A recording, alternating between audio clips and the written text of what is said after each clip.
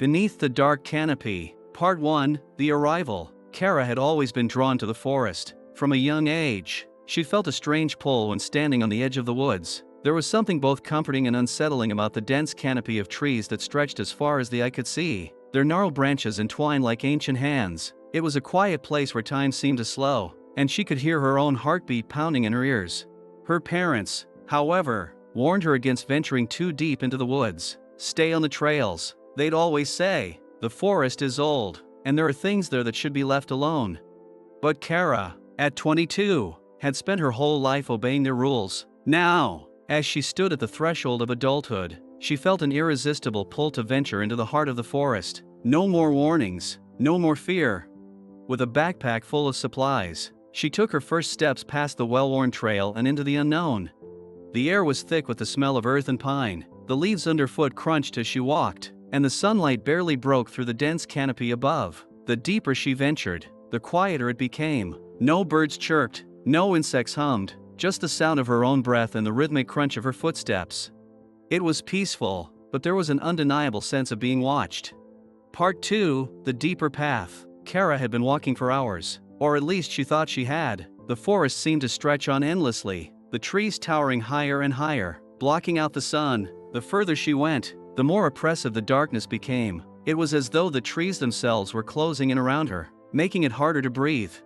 But there was no turning back now. She had to find the heart of the forest, the place her grandmother had spoken of, the one that held the secret of their family's past. Her grandmother had always told her that the forest was alive, that it had memories, that it had a heart, and Kara had to know the truth.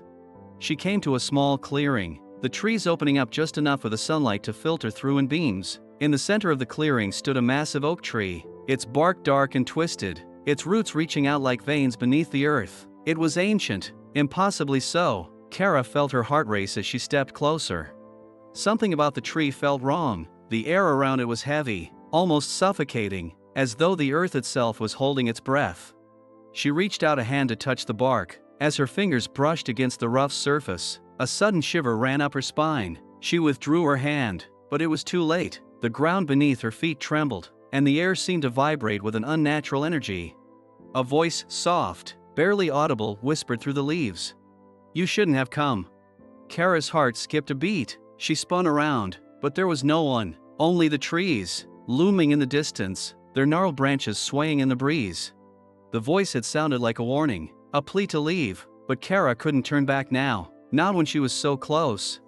Part 3, The Heart of the Forest. Kara continued deeper into the forest, her breath quickening. The trees had grown closer together, and the darkness was almost suffocating. She couldn't see the sky anymore. The canopy above was so thick that it felt like night had fallen, even though the sun had just begun to set.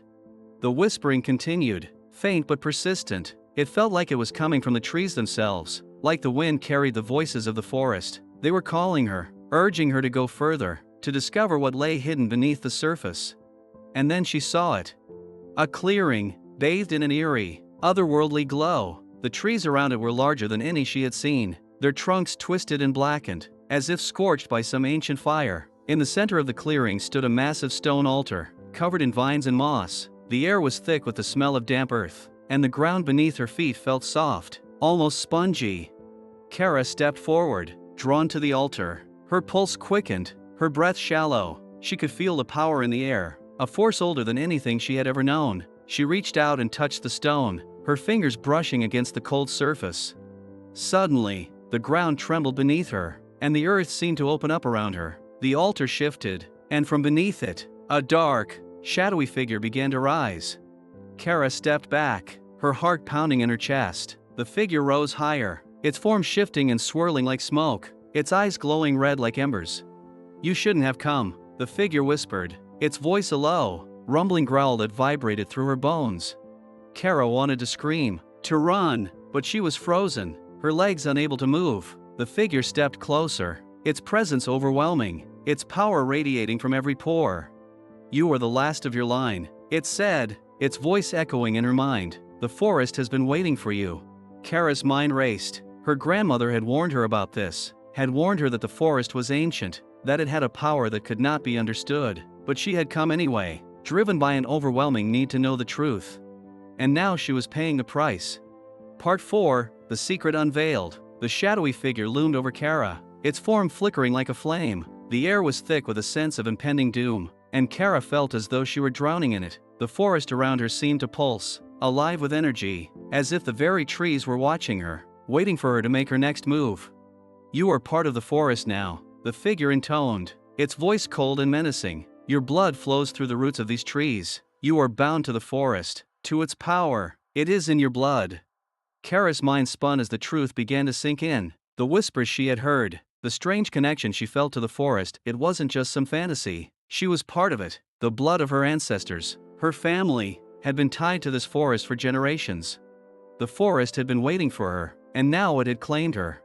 Kara stumbled backward, her heart racing. She wanted to scream, to run, but the forest held her in its grip. The ground beneath her feet began to shift, and the trees seemed to close in, their branches twisting into grotesque shapes, like reaching hands. She realized, in that moment, that there was no escape. The forest had taken root in her soul, and she had become part of it. She could hear the whispers now, clearer than ever before, calling her name, beckoning her to join them.